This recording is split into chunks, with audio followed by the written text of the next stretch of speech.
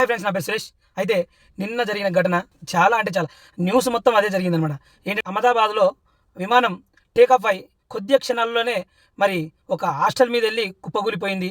చాలా అంటే చాలా బాధాకరం. ఎందుకంటే అందులో 241 మంది ప్రయాణికులు ప్రయాణిస్తున్నారు.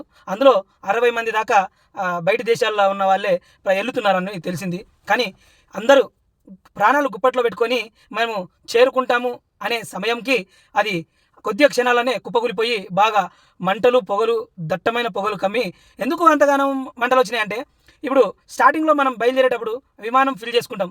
ఫిల్ చేసుకొని బయలుదేరడం వల్ల అది ఆ మంటలకి ఆ ఫీలింగ్ అనేది బయటికొచ్చి మొత్తం అంతా కాలిపోయి 241 మంది మొత్తం చనిపోయారు అనేసి తెలిసింది. కానీ చూడండి, ఒకతను మాత్రం ఆయనకి మరో జన్మ ఎత్తిండని చెప్పాలి. కానీ ఇక్కడ అందరూ మన పీఎం మోదీ గారు గానీ వీళ్ళందరూ పరామర్శకైతే వచ్చిర్రు. కానీ ఆళ్ళు పోయినోళ్ళు తిరిగి అయితే రారు. కానీ మరి వాళ్ళకి ఏదన్నా ఆర్థిక సాయంగా ఏమైనా చేస్తే బాగుంటదనేసి అని అనుకుంటాం. కానీ ఇంతకుముందు ఈ ఎయిర్ ఇండియా విమానం ఇంతకుముందే చానా ప్రమాదంలోనే ఉన్నది. దాని రిపేర్ కూడా సరిగ్గా చేయలేదు.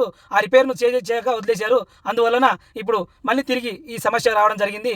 ఇంతకు ముందే మేము చెప్పాము ఎయిర్ ఇండియా కంపెనీకి అని చెప్పడం జరిగింది. కానీ అయినా సరే ఆ విమానం అలా నడిపించారు. ఈరోజు అందరిని బలి తీసుకున్నారనమాట. అయితే ఆ విమానంలో ఉన్నోళ్ళందరూ చనిపోయిన తర్వాత మరి ఒక కుటుంబం ఇక్కడ నుంచి ఆస్ట్రేలియా ఎక్కడికో వెళ్తుంటే, ఆస్ట్రేలియా వెళ్ళాల్సిన ఆ కుటుంబం, ఆ చిన్నారులు గానీ, తల్లిదండ్రులు గానీ అందరూ చనిపోవడం జరిగింది. మరి ఆ కుటుంబం అక్కడితో ముగిసిపోయిందంటే అనుకోవాలి. అయితే నెక్స్ట్ మన విమానాల శాఖ మంత్రి గారు, ఎందుకంటే అందరికీ వచ్చి అహ్మదాబాద్ వచ్చి పరామర్శించడం జరిగింది. అది ఎర్రమనాయుడు వాళ్ళ శాఖ మంత్రి. ఆయనైతే అందరినీ పరామర్శించడానికి చూడడానికైతే వచ్చారు. మరి ఆర్థిక సాయం అయితే ఒక్కొక్కరు ₹1,00,00,000 అంటున్నారు, ఒక్కొక్కరు 1,50,00,000 అంటున్నారు. తెలీదు ఎంతవరకు, కానీ వాళ్ళకి న్యాయం జరగాలని కోరుకుంటున్నాం. ఓకే ఫ్రెండ్స్, ఈ వీడియో మీకు నచ్చినట్లయితే లైక్, షేర్, సబ్స్క్రైబ్.